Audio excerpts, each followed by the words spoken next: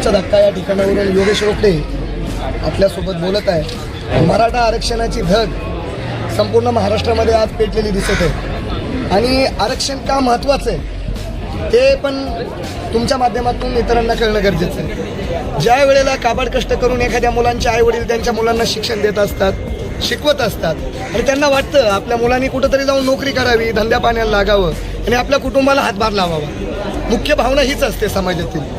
परंतु ज्यावेळेस शिक्षणाच्या भूमिका असतील किंवा एखाद्या ठिकाणी नोकरीच्या माध्यमातून कुठेतरी काम मिळवण्याची धडपड असेल, त्या ठिकाणी मराठा समाजातील तरुण गुणवत्ता असून सुद्धा कमी पडतात.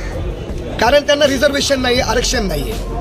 आणि या राज्यामध्ये फार मोठा असणारा समाज हा मराठा समाज आहे. अगदी 50% आसपास महाराष्ट्रामध्ये मराठा समाज, 14 कोटी जर आपण लोकसंख्या पकडली तर साधारण 6 ते 8 कोटी समाज हा मराठा समाज आहे. आणि मराठा समाजामध्ये तरुणांची फार मोठी प्रचंड अशी संख्या आहे की जी सुशिक्षित आहे, परंतु केवळ शेतीवर विसंबून न राहता, कारण तो काळ गेलेला आहे. पहिलं मराठी लोकांना शेतीचा आधार होता, लोकसंख्याही फार कमी होती.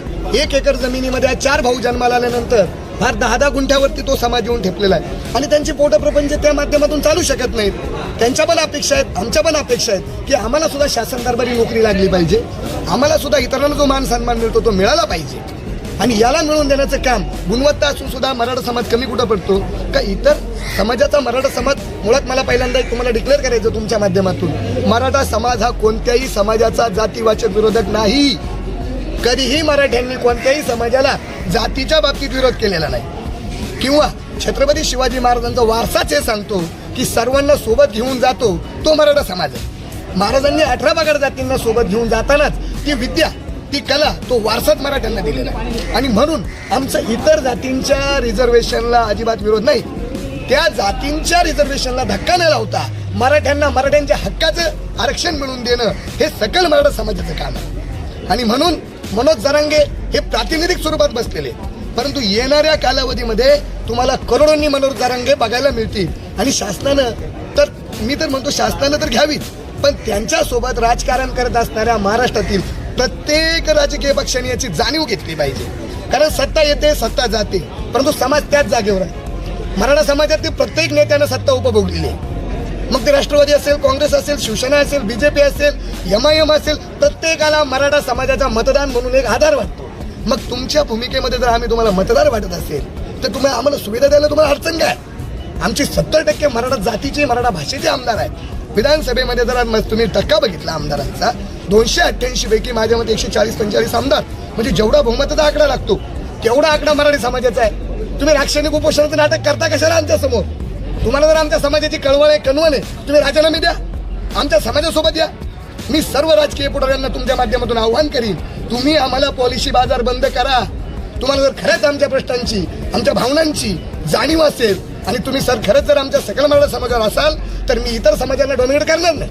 कारण ते आपल्या जातीचे नाहीत, ते आपले बांधव आहेत, आपला त्यांना विरोध नाही. परंतु ज्या मतदानाच्या जीवावरती आम्ही मराठा समाजाचे आमदार निवडून दिलेले उभ्या महाराष्ट्रातले, विदर्भ असेल, मराठवाडा असेल, पश्चिम महाराष्ट्र असेल, सर्व भागातील आमदार आणि खासदारांना माझी विनंती आहे की बाबांनो, तुम्हाला तरी लाज वाटू द्या, तुम्हाला तरी लाज वाटू द्या की ज्या भावांच्या, ज्या नातेवाईकांच्या, ज्या समाजाच्या जीवावर तुम्ही आमदार आहात, ज्या समाजाच्या जीवावर तुम्ही पवित्र संसदेची पायरी चढलेला आहात, त्या संसदेच्या माध्यमातून आरक्षण रस्त्यावर भांडून मिळणार नाही, 100% मिळणार नाही. ते जर तुम्हाला मिळवायचं असेल, कायद्याच्या कचाट्यात राहून मिळवायचं असेल, तर ही जी लाचार, लबाड, भामटी 288 पैकी 140+ दिलेली आहेत, मराठा समाजाने जी निवडून दिलेली आहे, तुमच्या आमच्या मतावर जी निवडून गेलेले आहेत, त्यांना लाज वाटली पाहिजे.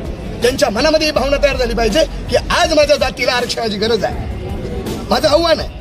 आणि हे जर होत असेल तर आमचा सकल मराठा समाजाचा हे आंदोलन थांबणार नाही, निश्चित थांबणार नाही. तुमच्या माध्यमातून मी समाजाला अजून एक विनंती करणार आहे की कोणीही मराठा बांधवांनी आपल्याच नातेवाईकांच्या संपत्तीची नासधूस केली नाही पाहिजे.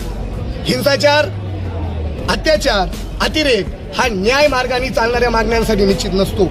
आपले हक्क जर आपल्याला मागणी करायचे असतील तर निश्चितच आपल्याला सत्याच्या मार्गाने, न्यायाच्या मार्गाने आणि संघर्षाच्या मार्गाने करणार आहोत. मी माझ्या तमाम लाखो करोडो तरुणांना आज या मीडियाच्या माध्यमातून विनंती करीन की कोणीही मराठी असू द्या किंवा इतर धर्मीय असू द्या, त्याच्या मालमत्तेचं नुकसान करता कामा नये.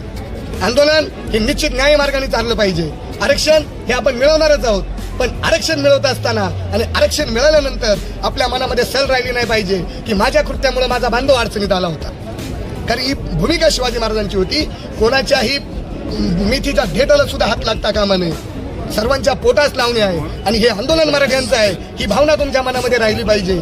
एकच मी एवढंच तुमच्या माध्यमातून सांगू इच्छितो आणि सरकार असेल किंवा विरोधक असतील यांना जाण यावी, त्यांना जाग यावी आणि निश्चितच त्यांनी या जनभावनेच्या उद्रेकाचा त्यांनी हे भावना समजून घ्याव्यात आणि निश्चितच आमच्या मराठ्यांच्या ज्या भावना आहेत त्यांनी न्यायिक मार्गाने आम्हाला आमचं आरक्षण आमच्या हक्काचं इतर कोणत्याही समाजाच्या आरक्षणाला धक्का न लावता, कारण प्रत्येकाला हक्क आहे जगण्याचा, त्याप्रमाणे मराठ्याला सुद्धा हक्क आहे. त्यांनी निश्चितच आमच्या मागण्या मान्य कराव्यात आणि लवकरात लवकर मराठी समाजाला आरक्षण द्यावं एवढंच मी आपल्या माध्यमातून बोलू इच्छितो.